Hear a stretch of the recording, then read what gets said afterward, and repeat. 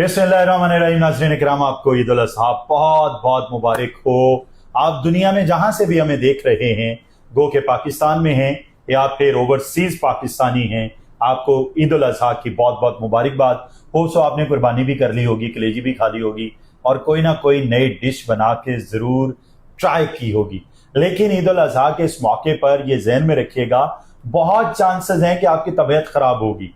इस तबीयत को कंट्रोल में रखने के लिए आपको अपने हाथों को कंट्रोल में रखना है और अपनी जुबान को कंट्रोल में रखना है। And on this beautiful day we have with us माहिर ग़ज़ाइयत डॉक्टर सिदरा फातिमा। डॉक्टर साहबा, आपको ईद बहुत बहुत मुबारक। खैर मुबारक, आपको भी बहुत बहुत मुबारक। Thank you. डॉक्टर साहब, लोग खाते बहुत हैं ईद पे, बड़ी ईद है, बड़े पाए छोटे पाए और फिर बारबेक्यू बना के। क्या आप क्या तरतीब बताना चाहेंगी लोगों को, बीइंग द माहिर ग़ज़ाइयत, कि किस तरह से मियाना रवि से खाया जा सकता है? ठीक है। अच्छा, असल में उसमें आप जब भी खाना खाने लगे जी, कोशिश करें जब आप गोश्त खा रहे हैं उससे पहले एक बाउल सैलेड का खाएं। और एक बाउल सैलेड का। और सैलेड इस तरीके का नहीं कि आप खीरा खा रहे हैं पूरा टमाटर खा रहे हैं। आप सैलेड की कटाई कर लें और जितना बाउल में आ रहा है वो खा लें। मतलब सैलेड में क्या क्या होना चाहिए, पोर्शन बता दीजिए। इस वक्त तो बहुत जबरदस्त वेजिटेबल्स अवेलेबल हैं जिसमें कैबेज आती है, पर्पल। अच्छा, ये जो हमारे कैमरे के उस पार बैठे लोग ना, उन्हें नहीं पता कैबेज क्या है, आपने उर्दू में बताया। बंद गोभी, ठीक है, बंद गोभी। एक पर्पल बंद गोभी होती है, ठीक है, हरी वाली भी होती है, ठीक है। और कलरफुल आप सैलेड बनाएं, उसमें रेड टमाटर डालें, हरा खीरा डालें, उसमें सेब डाल लें, इस वक्त आड़ू आया हुआ है वो डाल लें। लाजमी नहीं आप सिर्फ उसमें जो है सब्जियां ही डालें। ठीक है। जब आप सैलेड बना रहे हैं उसको टेस्टी बनाना है, उसमें लेमन डालें, थोड़ा सा चाट मसाला डालें और फोर्क से सैलेड पूरा बाउल भर के खा लें। बाउल मतलब आप इतना बाउल कोई ले लें, ठीक है, कोई ज्यादा बड़ा नहीं कि आप डिश भर के खाएं। जब आप अवाम को बेसिकली गोश्त खाने से रोक रहे हैं। नहीं। वो जो बाउल खाएंगे उससे तो अच्छा भला मिदा फुल हो जाएगा। नहीं होता फुल। असल में उसके फायदा ये है कि जब आप वो खाएंगे ना तो आपकी आंतों में पहले फाइबर बन जाएगा। ठीक है। जब आप उसके ऊपर गोश्त खाएंगे तो गोश्त की डाइजेशन में ज्यादा आसानी रहेगी, ठीक है, आसानी से आप जी फाइबर के ऊपर जब आप प्रोटीन्स लेंगे, प्रोटीन्स की एब्जॉर्प्शन भी अच्छी होगी, वो आपको फायदा भी उसी हिसाब से देगा और उसी हिसाब से आपको साथ में विटामिन्स भी मिल रहे होंगे। बिकॉज जितने भी फाइबर्स वाले फ्रूट्स एंड वेजिटेबल्स हैं उसमें विटामिन्स हैं, उसमें प्रोटीन्स तो नहीं है। ठीक है। अच्छा, अब ये ग्रेडेशन कर दीजिए नाजरीन के लिए। छोटा गोश्त कितना खाना है एक वक्त में? आधा किलो, पाव या चंद बोटियां? वो अल्लाह पाक ने एक इंसान के जो है ना जिस्म में उसकी खुराक के हिसाब से मयार रखा होता है और मैं कोशिश करती हूँ कि अपने क्लाइंट्स को इसी तरह बताऊं जिस तरीके से अल्लाह ताला ने उसको बनाया है।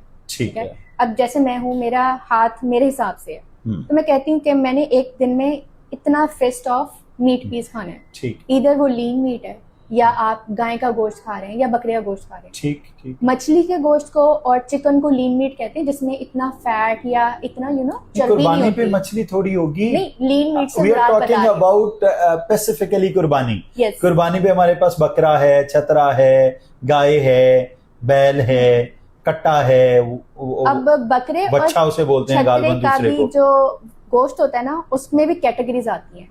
अब जैसे चिकन और मछली में लीन मीट होता है, वो टोटली लीन मीट होता है। इसी तरीके से बकरे का भी एक ऐसा हिस्सा आता है जिसमें मछली वाला गोश्त होता है, उसको लीन मीट में कंसीडर कर सकते हैं। वाओ, वो कौन सा हिस्सा है? पुट वाला गोश्त आ जाता है उसमें, ठीक है। तो वो वाला जो हिस्सा है ना उसमें इतनी चर्बी और इतना उसमें तेल नहीं होता, ठीक है। वो अगर आप खा रहे हैं वो अच्छा है उन लोगों के लिए जिनको कोलेस्ट्रॉल का मसला है लेकिन उन्होंने कुर्बानी का गोश्त खाना है, ठीक है। और उसके अलावा अगर आप तेल और चर्बी वाला गोश्त खा रहे हैं कोशिश करें कम से कम वो खाएं, ठीक है। और अगर उसी की चर्बी में पका रहे हैं, ठीक है, क्योंकि अक्सर लोग ये करते हैं जब टिक्का बना रहे हैं उसी की चर्बी में पका रहे हैं, तो जब टिक्का बना रहे हैं उसी की चर्बी में पका रहे हैं उसमें साथ में कोई ना कोई वेजिटेबल डाल लें, कद्दू डाल लें, उसमें पूरी प्याज डाल लें। अच्छा, अकेला गोश्त बना के नहीं खाना, उसमें कोई सब्जी ऐड कर, कोई सब्जी ऐड कर लें, उस सब्जी में उसका फ्लेवर होगा। ईद उल अज़हा पे जब वेट हो रहा होता है कि बहुत बड़ी ईद पे बड़ा गोश्त खाना है, आप उस वक्त भी कह रही हैं उसमें सब्जी डालना जरूरी है। सब्जी का टेस्ट गोश्त वाला हो जाएगा, उसी में सब्जी डाल लें आप। ठीक है, ठीक है। लेकिन वो फायदा एट दी एंड आपको ही देगा। चलिए आज ईद वाले दिन ये बताइए कि आपने सबसे पहले सुबह उठ के क्या खाया? सबसे पहले सुबह उठ के मैंने तो फिर नहीं खाई। फिर नहीं खाई, ठीक जी। है। फिर अब मैंने तो इंतजार करी थी कि भाई हमारी कुर्बानी हो और फिर कलेजी का एहतमाम हो, तो वही हुआ, कलेजी का एहतमाम हुआ। और कलेजी को आपने 10-15 मिनट से ज्यादा नहीं पकाना। वो अच्छा। जितना जल्दी थोड़ी पकाएंगे, कच्ची हल्के कच्ची से रखें? मसाले में रखें। कच्ची रखनी? ज्यादा पकाएंगे सख्त हो जाएगी। अच्छा, हल्का पकाएंगे ये तो नरम नाज़रीन, ये रहेगी। डॉक्टर सिद्रा ने बड़ी अच्छी टिप दी है। ये जो कलेजी सख्त हो जाती है वो ज्यादा पकाने की वजह से होती है। और वो फिर मैदे में भी लगती है, अक्सर लोग उसको बेयर नहीं कर सकते। ठीक है, बजाय इसके कि आप उसको पकाते जाएं 10-15 मिनट पकाएं और खाएं। और सब्जी ठीक। का भी यही तरीका है, आधे ठीक। घंटे से ज्यादा किसी सब्जी को नहीं कुक करना। ठीक है। अच्छा डॉक्टर साहबा, ये बताइए ईद वाले दिन आज नाजरीन चूंकि हमें देख रहे हैं, मामूल क्या होना चाहिए? सुबह उठना है, फिरनी खानी है, ईद की नमाज पढ़नी है, फिर क्या क्या शेड्यूल होना चाहिए? फिर शेड्यूल तो ये होना चाहिए कि जब आप सारे मिल के बैठ के अपने घर वालों के साथ और अपने दोस्त अहबाब के साथ खाना खाते हैं, तो उसके बाद आप कोशिश करें कि आप मतलब मीठी ईद के ऊपर एक दूसरे के साथ कुछ गपशप लगाएं, बातचीत करें। ठीक क्योंकि है। ये एक ऐसा फैक्टर है जो काफी डिस्टेंस क्रिएट कर चुका है हमारे माशरे में। ठीक है, और इससे ये होगा कि जब आपका मूड अच्छा होगा, व्हाट आई थिंक लाइक कि अगर आपका मूड अच्छा है ठीक। और आप कोई अच्छा खाना खाते हैं, यू विल फील रिलैक्स, तो उसमें आपकी बॉडी के हार्मोन। अच्छा, आप माहिर गज़ाइयत भी हैं और माहिर वो क्या साइकोलॉजिस्ट भी हैं? वी कैन के न्यूट्रिशनल थेरेपी में थोड़ी साइकोलॉजी भी आती है। हाँ, ये क्योंकि- बड़ी वैसे खूबसूरत बात की आपने कि अगर आपका मूड अच्छा है ना, आपने जो भी खाया वो ज्यादा आपको गज़ाइयत देगा। You will feel better. गुस्से में खाएंगे तो क्या लगेगा आपको? वो हाँ, नहीं गुस्सा लगता तो ना। वैसे ही हराम है ना। लेकिन ईद वाले दिन आप ये जो बात कर रही है ना, मिल बैठना, गपशप करना, अपने प्यारों को बुलाना, दावत करना, लेकिन इतनी गर्मी में दावत करेगा कौन, कैसे? भाई टाइम तो यही है, अब तो कुछ नहीं हो सकता। अब कुछ नहीं हो सकता। या टाइम तो यही है। इसी मौसम में मोहब्बतें बांटनी है। ठीक है डॉक्टर साहब, बास लोगों को बड़ा गोश्त खा के तबीयत में उचाटपन, तबीयत में गिरानी सी आ जाती है, उनको क्या मशवरा देना चाहेंगे? उनको अब ये डिपेंड करता है, गाय के गोश्त की अगर आप बात करें तो वो अगर ज़िबा करें तो पक्की उम्र का जानवर ना लें।